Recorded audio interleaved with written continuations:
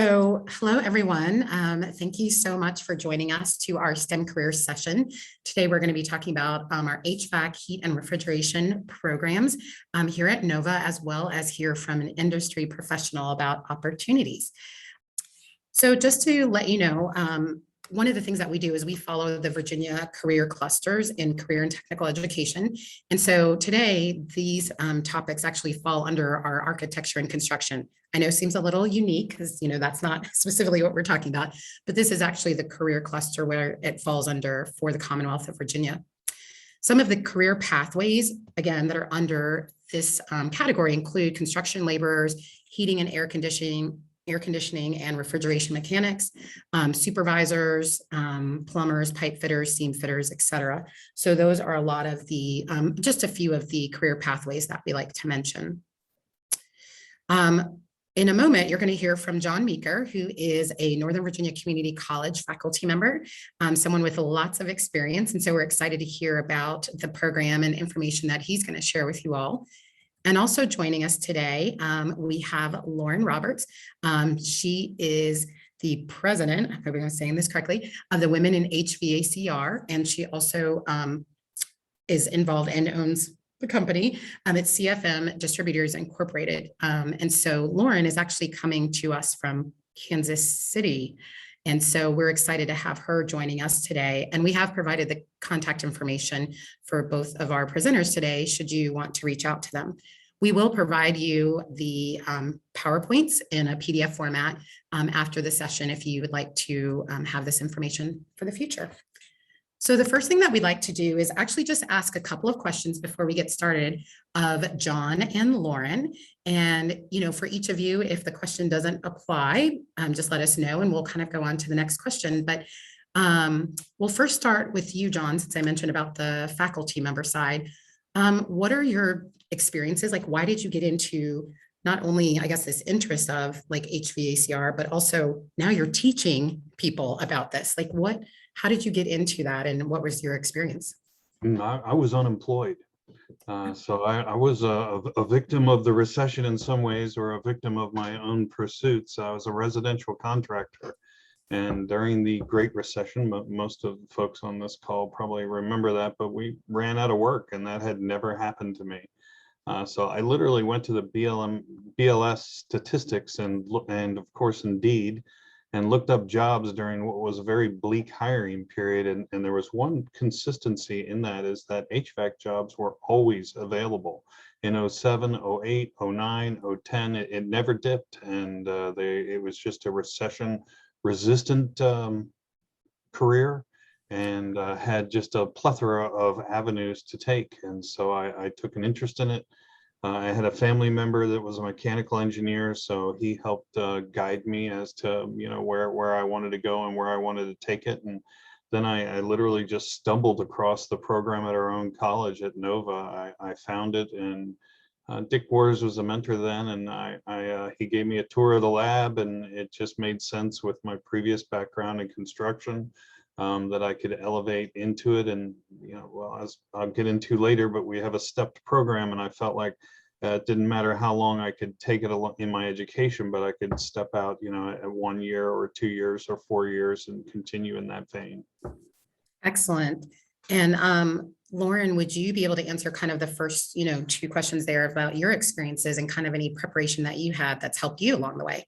Sure. In 1969, my grandfather co-founded our company, which is a wholesale distributor of heating and cooling and refrigeration products. Again, we're headquartered in Kansas City, Missouri, and have 6 locations throughout Kansas, Missouri, Nebraska, and Iowa. And our job is to sell the products that we buy from manufacturers to contractors. And so anyway, back to the history, my grandfather co-founded the company in 1969 with one other gentleman.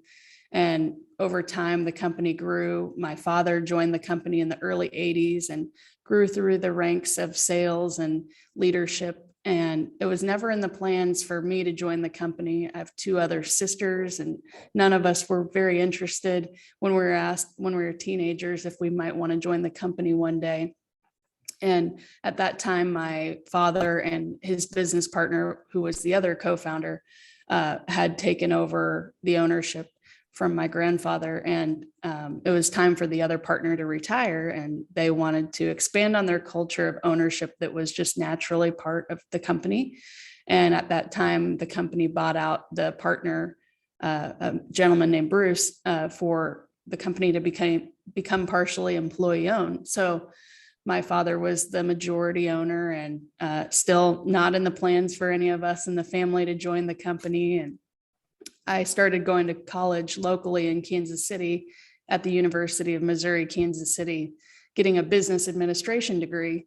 And our accounting person or controller at the time talked to my dad and said, "Hey, what do you think about Lauren, who's getting a business degree nearby, coming and working here and learning my job? So in a couple of years when I retire, maybe she might want to take over my role."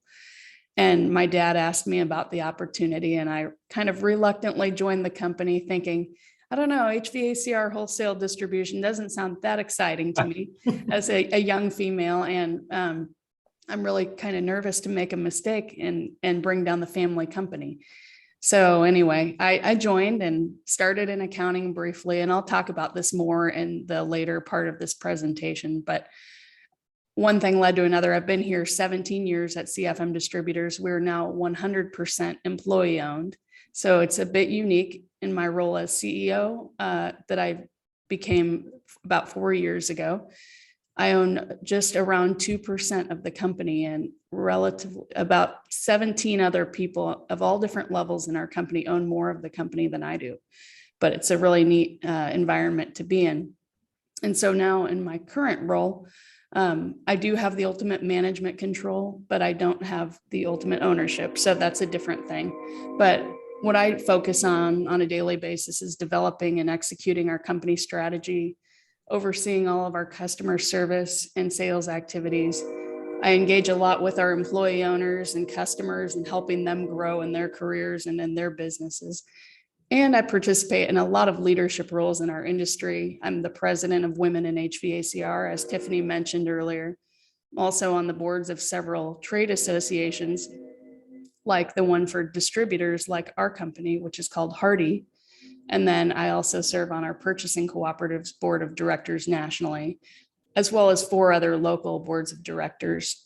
And what we get to do in all of this involvement is help drive the direction of the industry and help attract talent to this industry, which we desperately need in all levels. So I really enjoy that, as well as just in general, coaching our employee owners at CFM Distributors in growing in their careers and being successful. Excellent. So I feel like you kind of talked about, Lauren, kind of what keeps you excited and keeps you going in there, right? Yeah. And there's more to that story for sure, Yeah. but I'll wait till we get to that point. Okay. John, is there anything that you'd like to add about, what's kept you excited about being in this industry, and anything dealing with change or challenges that you think that you face or see? I guess it's program related. I think Lauren and I both share an interest in trying to bring more women into HVACR, and that would sort of be my larger goals. But on a micro perspective, just with my program, it's how to attract more students, and more than that is get more of the students that we have interested in the 4-year career. Because when I came through, I thought it was going to be kind of all nuts and bolts and not much else. And I found that there was this entire, multiple layers on top of, just residential technician, that you could take this career and the degree anywhere you wanted to. And if you can't find a place of interest to land in the HVAC business somewhere, then you're just not trying, because air conditioning is in everything and everywhere. And there's so many different little niches to fill and roles that can be played. I just think it's a very dynamic career to get into. Excellent. And before we transition over into having you talk more, John, and as Lauren mentioned, she's going to talk about some of her areas in her part of her presentation. But what advice would you have, John, for individuals interested in going into this industry? Just to jump in as soon as possible at whatever level they're interested in. I mean, it's Lauren had mentioned that we're starving for employees, and that's true across any field of the construction. There's a field that you just get to work. If education is part of that plan, then please get into school somewhere or do it both simultaneously. You can't fill roles fast enough, and it's a job seekers market right now, so it's a great time to get involved. Excellent. And Lauren, would you have anything that you'd like to add on that topic as well? Well, I wanted to back up a little bit just to add for the audience here today, because I know we have some high school students and some students of NOVA and other supporting people. And I think it's important to note, I mentioned I got a business degree and joined the company, but a misnomer that we all have been talking about a lot in our industry is degrees from a four-year university are most certainly not required to get almost any job in this industry.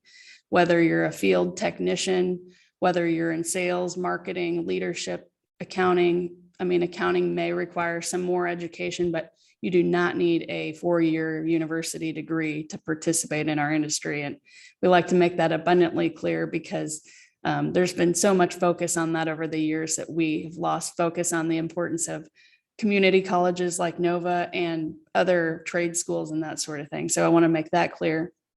And then the other thing on my education that I wanted to touch on that's really important and addresses some of the other topics here is how important the differences have been, because when I went to formal school in college, I learned how to learn and I learned how to think.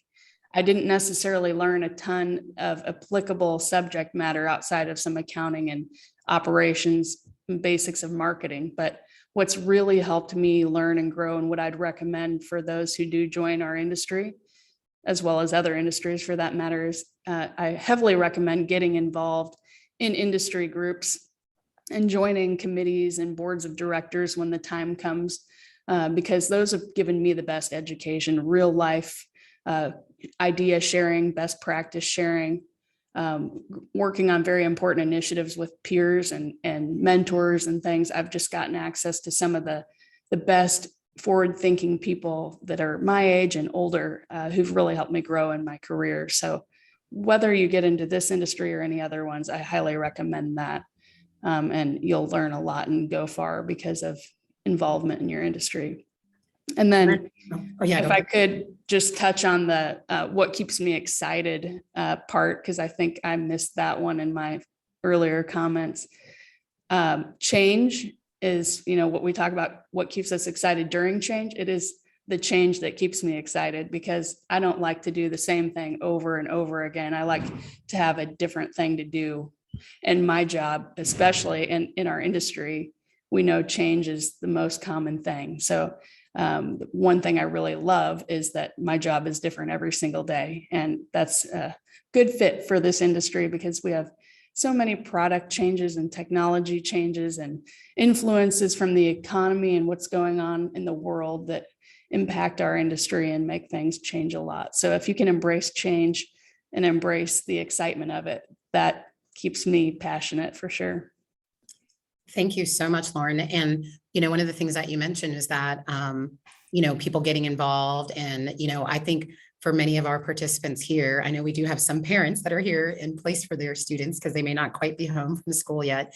But, coming into a session like this where they can hear from the academic side, they can hear from, someone who's involved with the industry and, as a professional. And so this is a great first step for probably some of our participants who may or may not have had any exposure, or maybe they're involved in their high school, but they're kind of taking the next step. So you all have shared some really great points, so far. And now we're excited to get into a little bit more information about our program here at NOVA. I'm actually going to stop sharing my screen as much as I can here. Hopefully I've done it correctly. And we're actually going to have John share his screen. And so, John, I'll let you share, and hopefully it'll allow you to kick me out. If not, let me know. Hopefully that's happened. Somebody want to give me a thumbs up if you see a woman working with a wrench. All right, so I think you've got my screen. She is just on there as a placeholder for me, but ties into some earlier topics we were talking about, and something that I'd like to emphasize my spiel is that HVAC is as an industry, it stands for heating, ventilation, and air conditioning. But it is just so pervasive and covers everything from retail sales and wholesale sales, manager of warehouses, technicians, engineers, designers, all kinds of interfaces between the industry and the customers, which could be something as small as a residential client or as large as an industrial customer, as this picture depicts.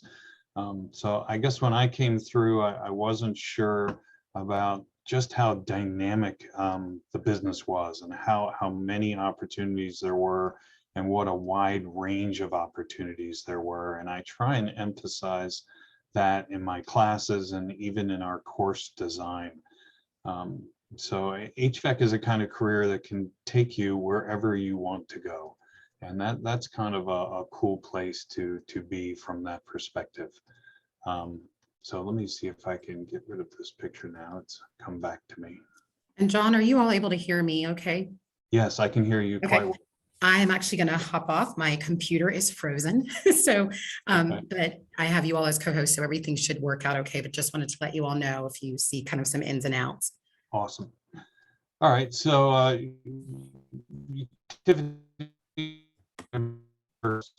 and the fact that HVAC is one kind of under a lump of construction and trades in general. And so if I get outside of my own program, all kinds of opportunities in the construction management. So it's not limited to HVAC. If some other line or trade of that interests you, there are many employment opportunities that abound across the trades altogether. It's my, biased personal opinion that HVAC is perhaps the best of those and the most dynamic with the most opportunities. So I'm not shy to tell you that and to self-promote, because I believe it. I believe in the educational pathway, and I really believe in the career pathway, as I am a recent graduate. I'm kind of an older guy. I realize some of you might see me as such, but I went back to school late in life, and many of the students in our facility, about half of them are, traditional college age, and the other half are 30 somethings that are what we call career switchers. So no matter where you fall in that range, we certainly have people that are older and younger than that in the program, all the way to high school students. But I guess I want to make sure that everybody feels comfortable picking the program from an age standpoint, because I wasn't too sure when I went back in. I was like, it's going to be a problem, but it's really not. HVAC is wide open to all comers, age-wise, or as far as men and women as well. So why major in HVAC? And to me, that answer is pretty easy. It's jobs, jobs, jobs. So I don't know how else to say that other than I've been following the industry very closely for about 14 years, maybe 15. I think 2006 is the first time that I got a certificate. I was a residential contractor, and we were doing some geothermal installs, and I saw some very successful companies around me, and I kind of was interested into how I get involved in that. I was looking to do something different during the recession, and I looked up the Bureau of Labor Statistics, which I'm going to show you some of those in a couple of minutes. And those never have been for talent. And it's certainly a place where you can find a place to land. So we have this facility certificate that is kind of very brief and very short, just enough to sort of get you a little educational background and get you out into the employment. So that would be the direct to employment path. We have a full 1-year program as well for students that are even a little more committed. And then of course those can lead to a 2-year an actual college degree. I do want to focus on what Lauren said and sort of depromote myself a little bit. So if you're out there and you're hungry and you need work, then by all means get that job, apply, because there's so much on the job training as well.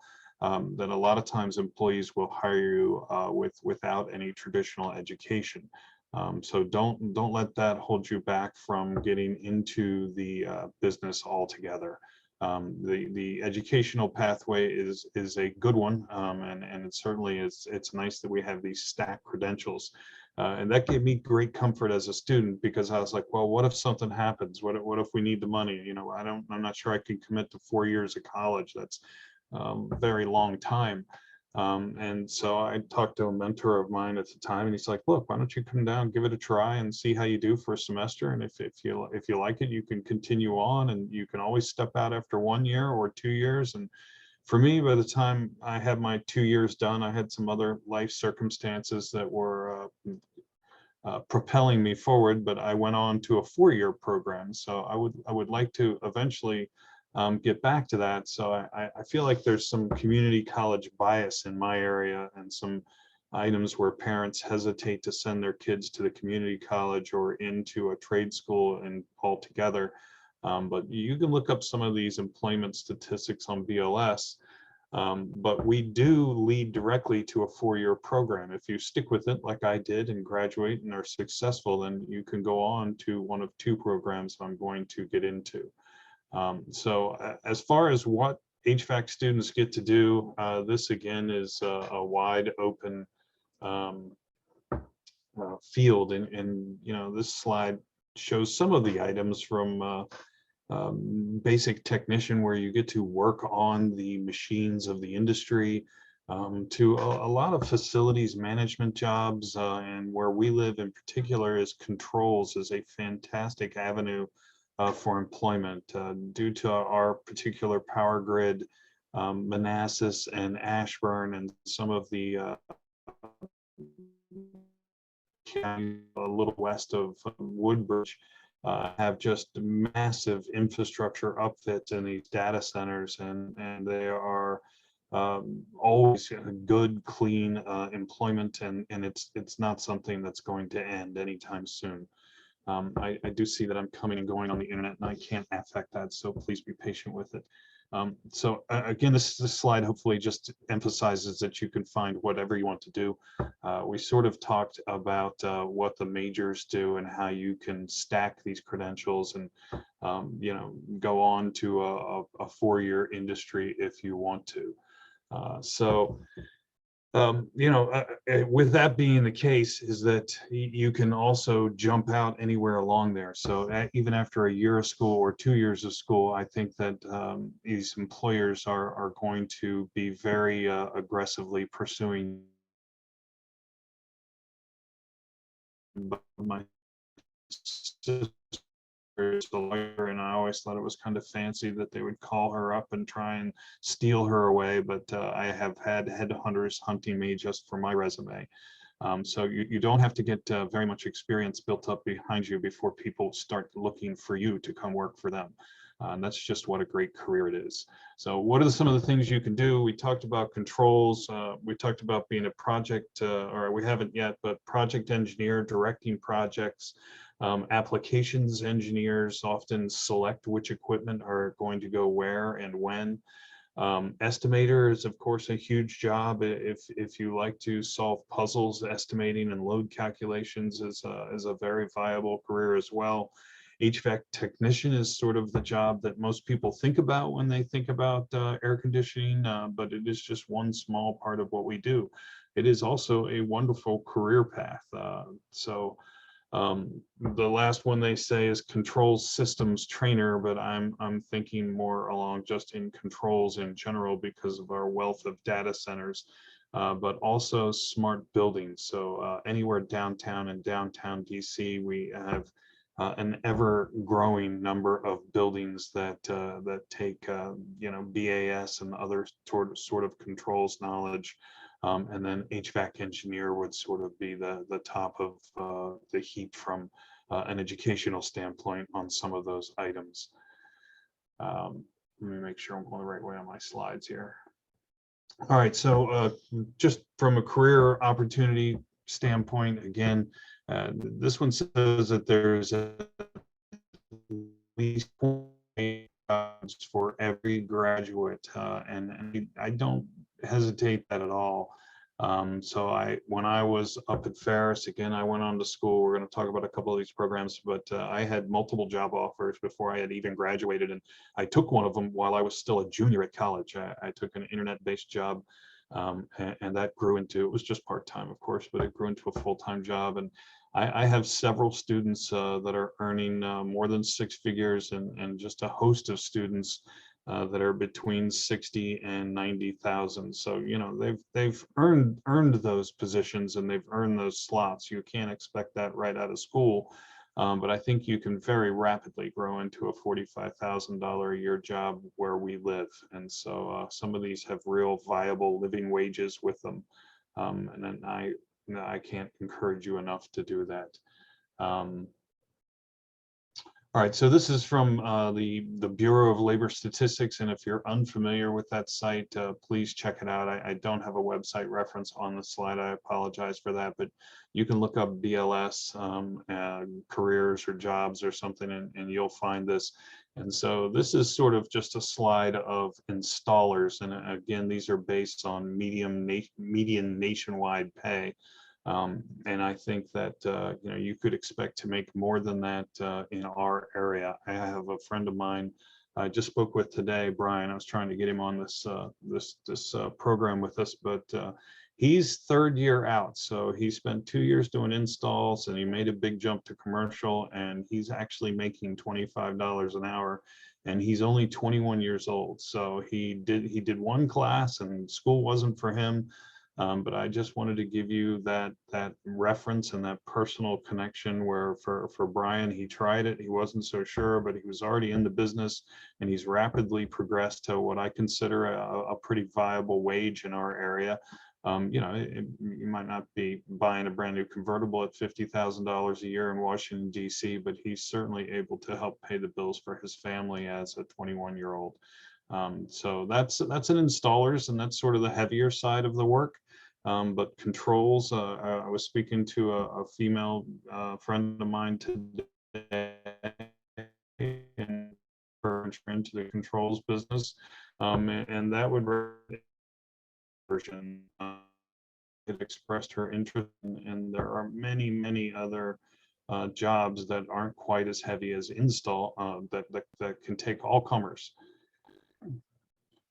This last one is sort of the pay for nationwide on this same installation pay, but once you look searches and please zero in on our market area. If you are locally based and you're in Northern Virginia, you're really looking at Washington, D.C., and it tends that, you know, we are on the higher end of most of these job analysis. So $60,000 and $65,000 is not an unusual pay at all for someone that has 5 and 6 years of experience. So I guess I relate it to the game of life. If you're choosing HVAC, it is a very viable path to take. So if you're one of my few students that goes on to school, this is my alma mater, so I'm going to give them a brief plug.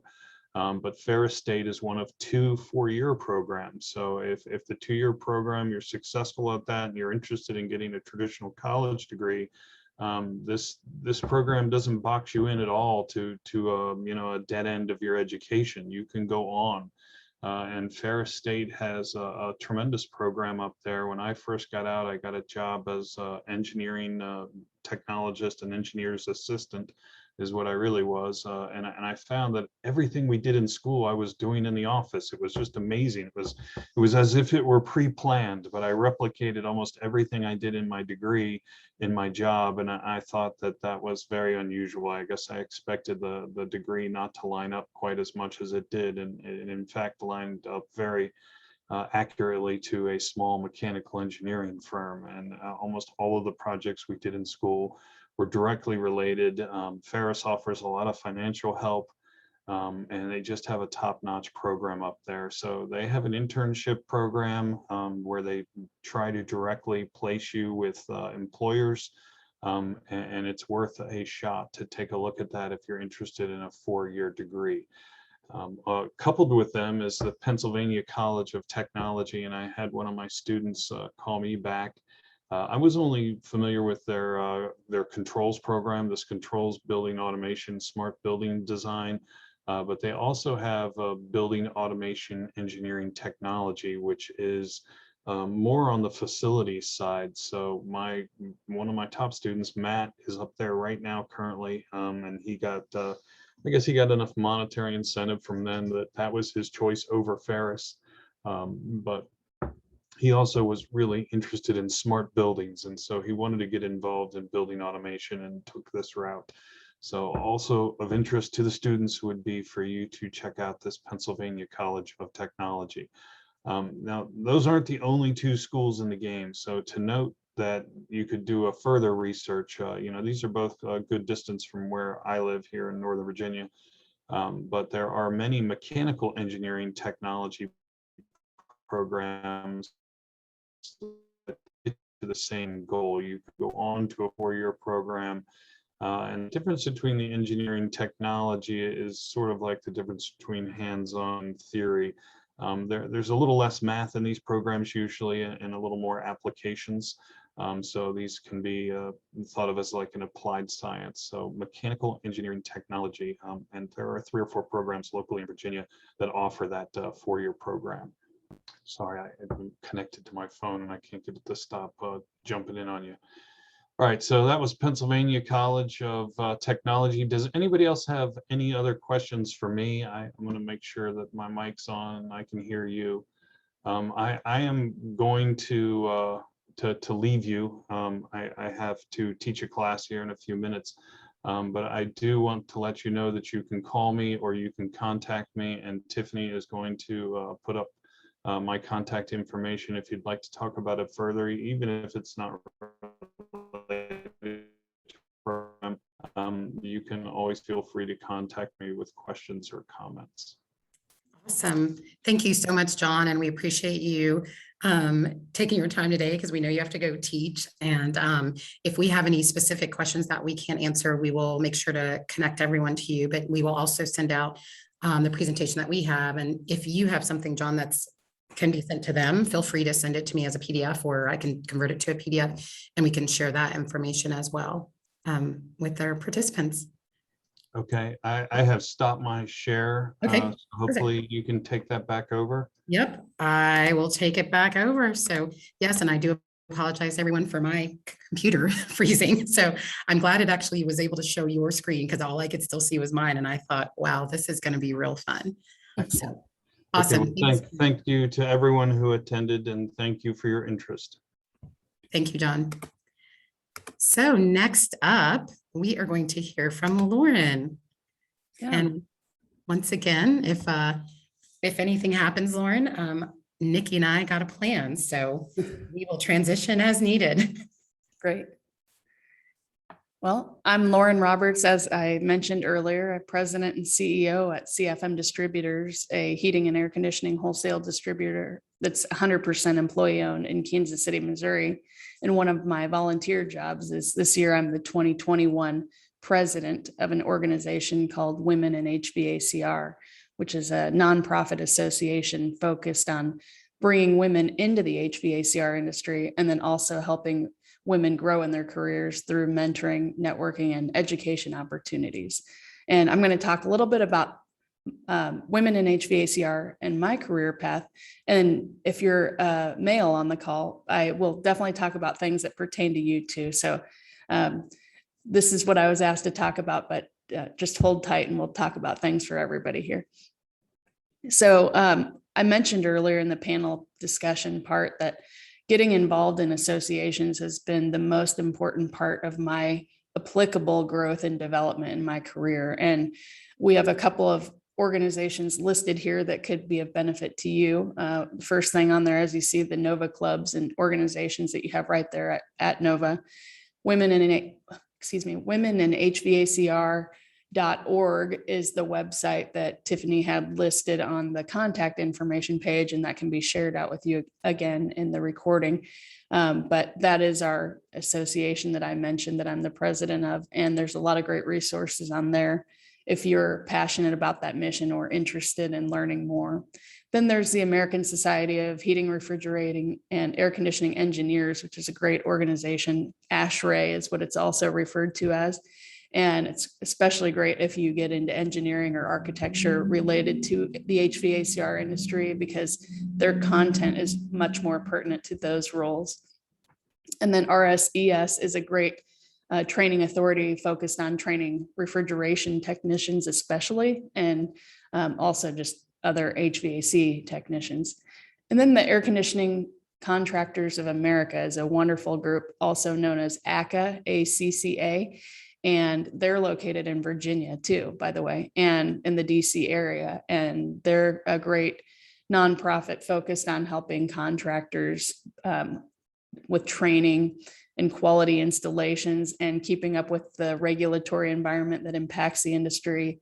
And they have different groups throughout the country that meet in local cities, but then the national chapter, national organization provides a lot of great value. So next thing I want to do is cover a little bit about what Women in HVACR is.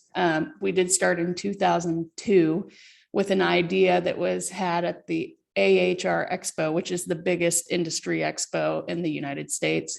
Thousands of people attend, from contractors, manufacturers, distributors, engineers, learning about all the new products and learning in educational sessions as well. And a woman named Ruth King and another woman named Gwen Hosnick had an idea when they were sitting having a drink after, and they grew that idea further at a conference called Comfort Tech, focused on contractors, in 2003 in Dallas, where they had a panel of women in the industry is what they were covering, and they had 40 attendees. And at that point, there was some momentum at a grassroots level, and Ruth King applied for the 501c3 to form the nonprofit Women in HVACR. So we are 19 years in existence. We have an annual conference every year. So we just had our 18th annual conference because we didn't have one in the first year.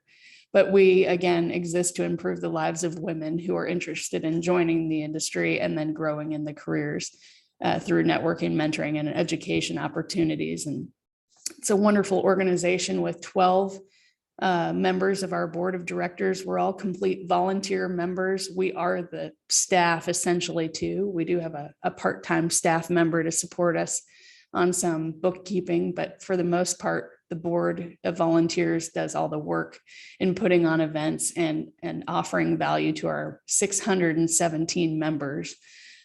We are sponsored by the who's who of the HVACR industry, of different manufacturers and service vendors and distributors.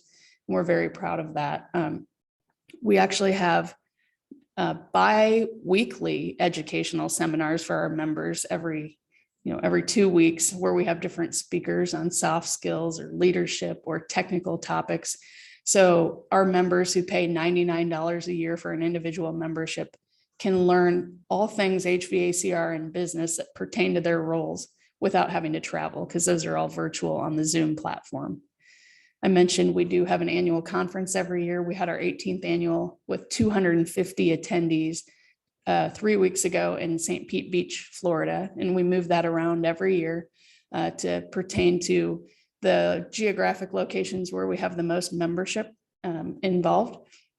So we're looking at Arizona probably for next year, but we had one in Boston. So we covered the Northeast just a few years ago. And that conference, along with those regular seminars and some other programs that we have that I'll talk about a little bit more in depth, provide those opportunities to support our mission. And one other thing I'll mention here is the scholarships that we offer. We offer scholarships every year, usually 4 to 8 scholarships a year at this point. And these are geared to support women who are interested in getting into trade school or community college or a 4-year university and learning how to get into the HVACR industry. So for all of you on this call, keep that in mind, because if you go to womeninhvacr.org, you can learn about the scholarship program more in depth. And then at our annual conference in the fall every year is when we grant those scholarships. Our mentorship program to support our mission is really growing in a strong, formal, structured program. And no matter what industry people get into, one of the things that I always recommend is finding a mentor, whether it's somebody you know in person and can work with directly, or someone that's famous that you look up to and you can read books from them. But our mentorship program is great. We match mentors with mentees, and it can be people of all ages and experience levels. And we're very proud that we got 27 new mentor and mentee matches this year for a total of 54 new participants. So it's ever growing. And we work with anybody who's within our membership of that $99 a year fee to be in this.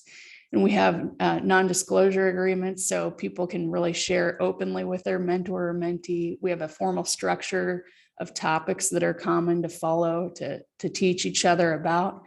And we reshuffle mentors and mentees as people make career changes and that kind of thing. But that's one of our most powerful benefits of being a member, is the amount of things you can learn and grow in your career through the mentorship program.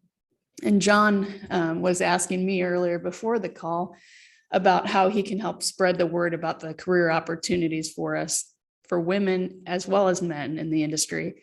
We have a great ambassadorship program through Women in HVACR, which is a turnkey presentation that we've created along with some other giveaways and handouts that can be used. And we're having a goal of having at least one volunteer ambassador in every state in the country within about the next year. And COVID has slowed that down. But what we're hoping for there is doing kind of what I'm doing here today, talking virtually or in person at Girl Scout troop meetings or Boy Scout troop meetings for this crowd, career fairs, college, open houses, high school career days, all those sorts of things where you don't have to create the presentation, but we have an ambassador volunteer who can go out and easily present all the great opportunities that we have.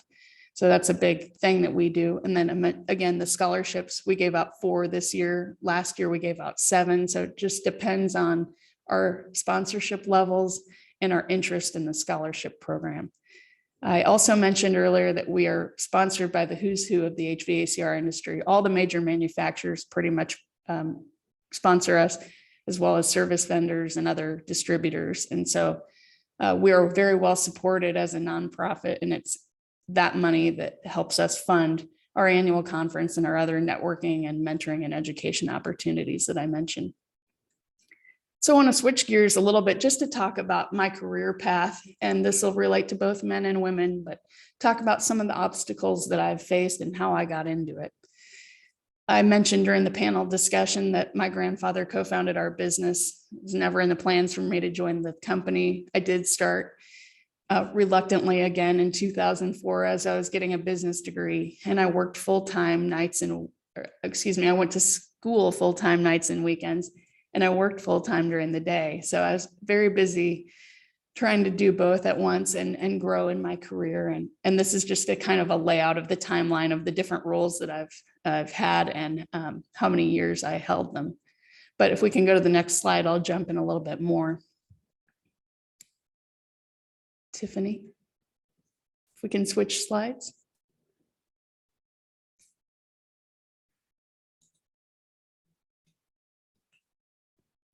Nikki, are you able to switch the slides?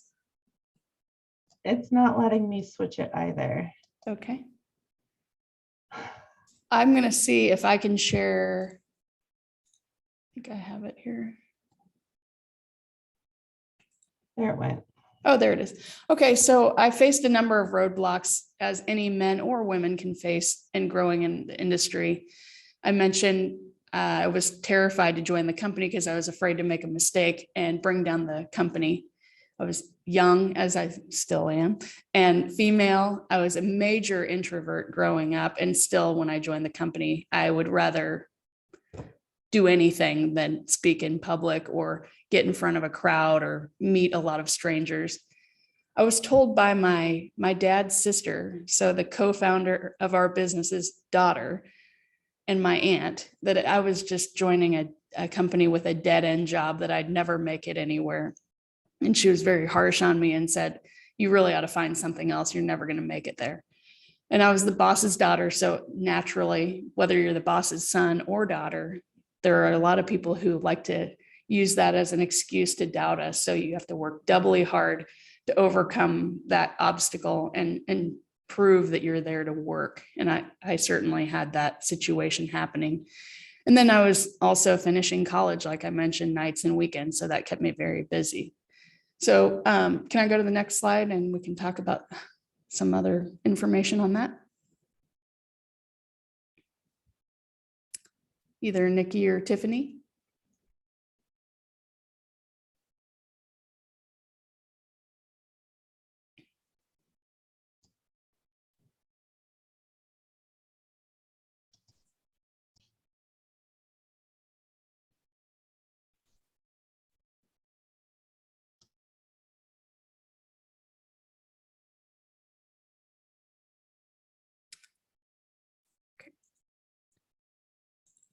I'm going to share mine here. Can everybody see that? Roxy, can you tell me?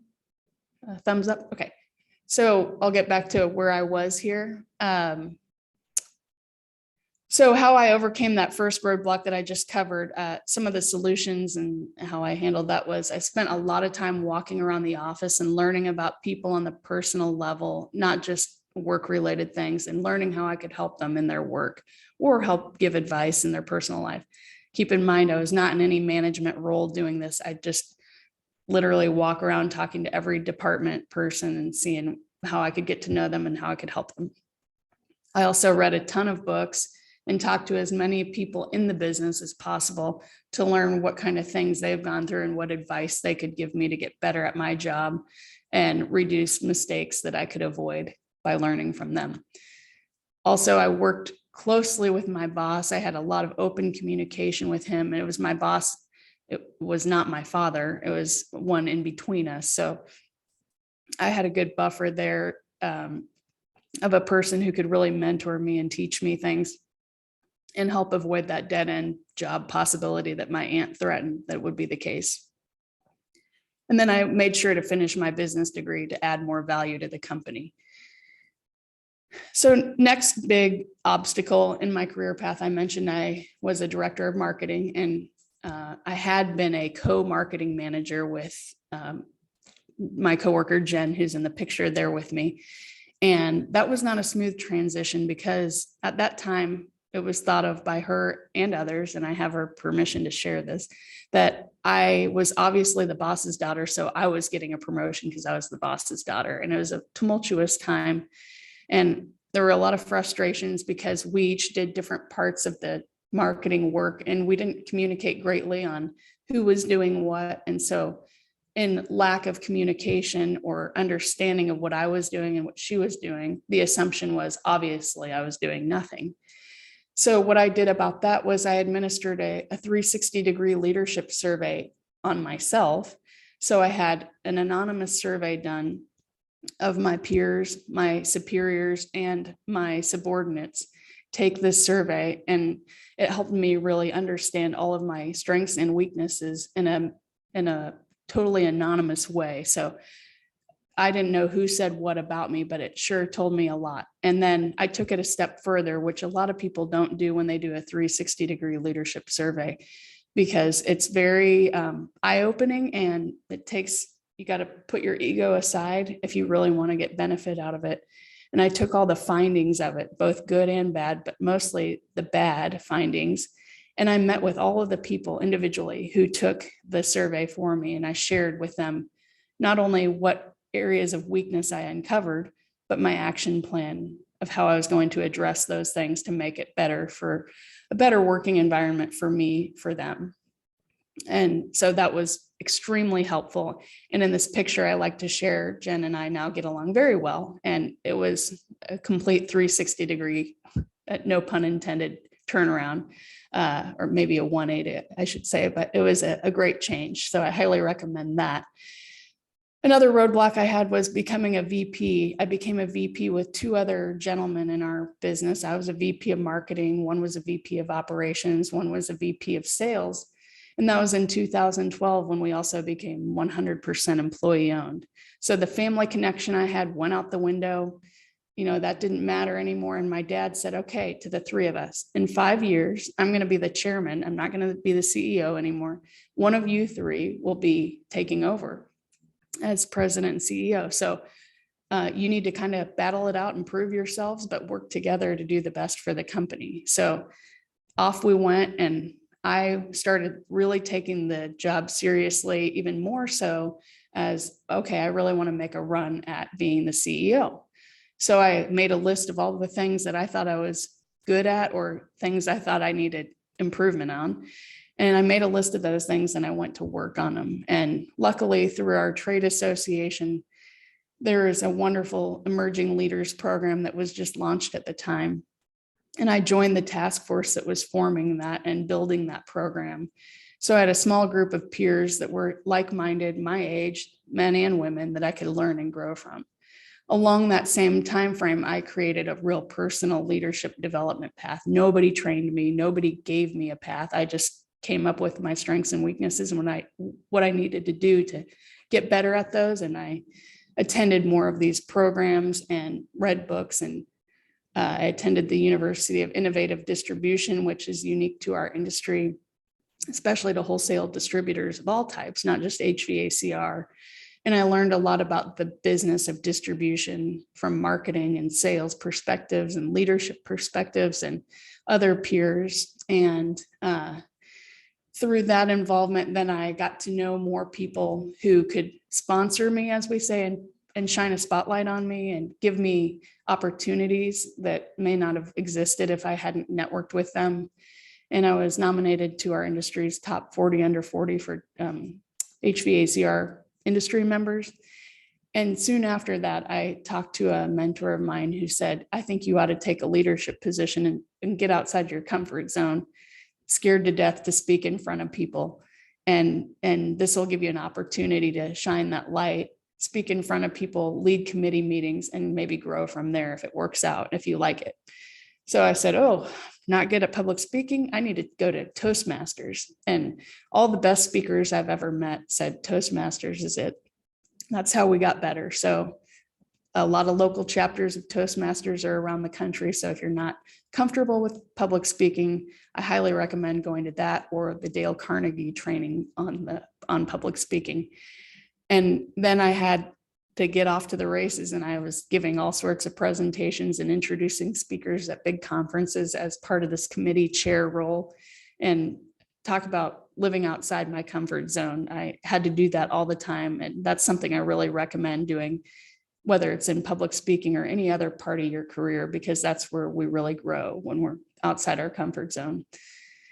And as I was talking to this mentor who put me in this marketing committee chair role for our trade association, I realized, oh, she knows what I'm working on here. She knows about my passion. I want to give back. I want to help others.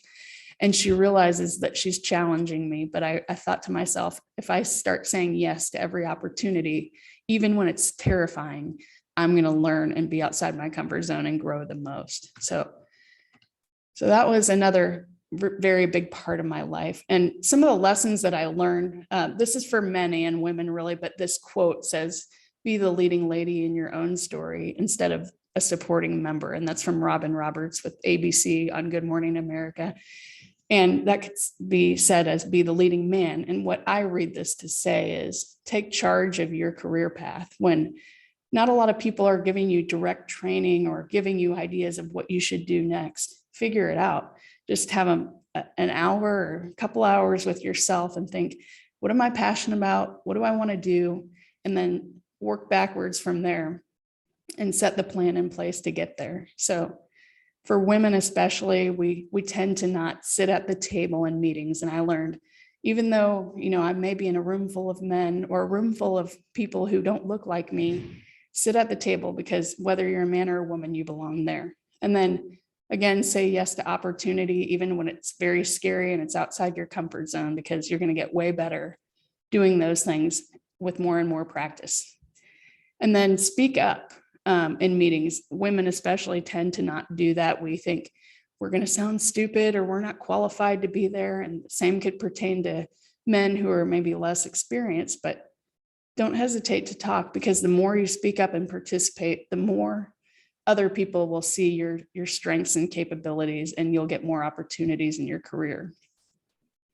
Also, as I mentioned earlier, be sure to get involved in networking groups and industry groups, because those will give you smaller groups with like-minded people that can help you really shine the spotlight on your skills and grow and have a group to go through common challenges with. And I love giving back, whether it's through time or volunteering for industry groups or charities or whatever. That's been some of the best rewarding work, when we're just focused every day, selling boxes to contractors, selling air conditioners, selling furnaces. Not the most exciting thing at times, but through that, we have a lot of opportunities to give back and help less fortunate people who need heating and cooling products all the time. And I've gotten a lot of passion from that, and the people that I work with as well. Also, highly recommend being a lifelong learner, meaning when you finish your career program, your trade school, your certificate, your degree, whatever it may be, keep reading books, listen to podcasts on your way to work, on your way home. I listen to a lot of audiobooks too. By the way, I have a 30-minute each way commute. So I learn a lot on my commute every day. And then I watch videos. YouTube has plenty for free, by the way, and there are other services like that that have very affordable videos. And then I attend a lot of conferences and events too, because I'm lucky enough to be able to have our company support me in that. And then I spend a whole lot of time with my coworkers, and I help them, and I develop empathy for what they're going through. So highly recommend that too. This is just a few pictures of me, the introvert from childhood, and even when I joined this industry, when I said yes to opportunity. So this picture in the upper left is me speaking on a panel of very talented high-level women at the biggest expo, the AHR Expo in our industry. And this is me in the middle introducing a speaker, one of the first times, as I was the marketing committee chair, I mentioned, and terrified, but I got through it. And each time in these pictures, I got better and better. And then all of a sudden, one year, I became like a panelist, I thought, because everybody was asking me to be on a panel. And I thought, 5 years ago, 10 years ago, I'd have never imagined this, but here I am on several panels for different industry groups, and International Women's Day, and a local CEO networking group. So really have enjoyed getting outside my comfort zone and growing through these things.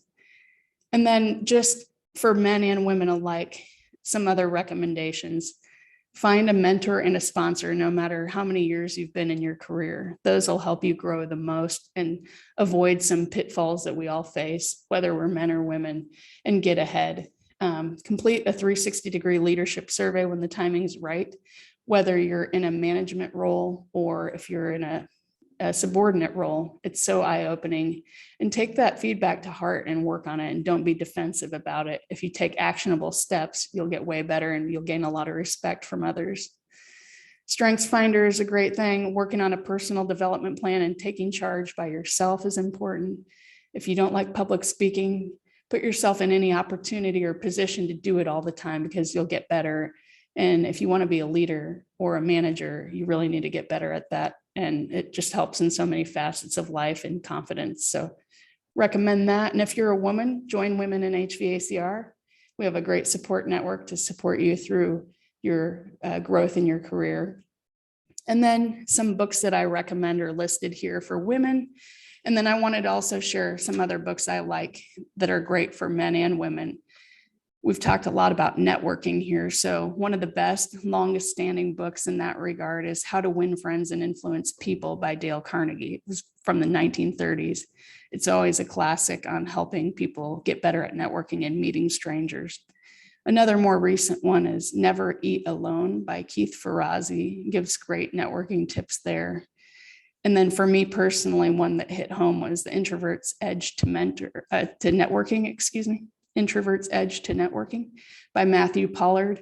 And it's really good, especially for an introvert.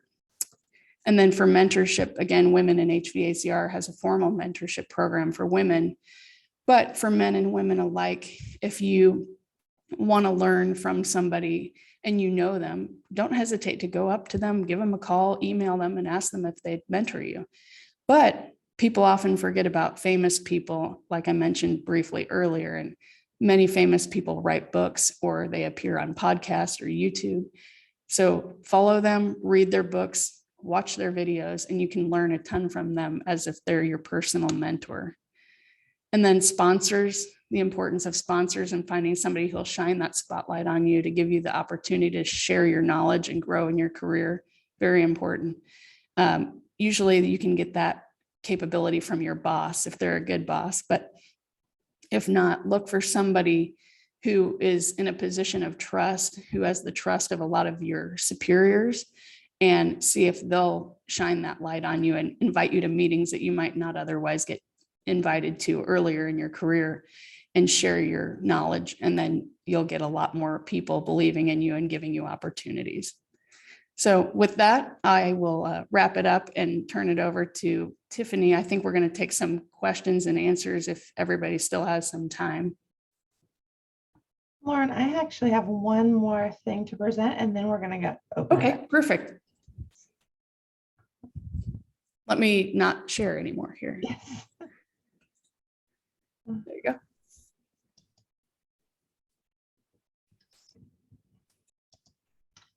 So you should all be able to see a Skills USA slide, and this is a NOVA club for students taking career and technical education courses. It provides the opportunity for students to practice their skills, compete, and prepare for the workforce. The thing that makes Skills USA so special is that it's a partnership of the students and teachers working together with industry to ensure that America has a skilled workforce, helping each student to excel. So our competitions are the next component. You're able to apply your classroom learning and make it more relevant both at the district, state, and national level. In the PowerPoint that gets sent out, there's actually a list of all of the competitions that are offered at the state level and here in Virginia, as well as at the national level. And HVACR is one of those competitions, as well as several other in the construction field. And then it also focuses on developing those leadership and professional skills through workplace, technical, and personal skill development, really looking at how do we develop you as an entire student so that you can not only get the job that you're looking for, but then really grow in your field and keep that job and move up in the field and make strategic moves. My contact information is here if you're interested in getting involved. You do have to be a NOVA student in order to be eligible to be a member of Skills USA. There are Skills USA chapters at the high school level, so if you're not to NOVA yet, you can check this out at your school as well. And then I did include the national link for the Skills USA website.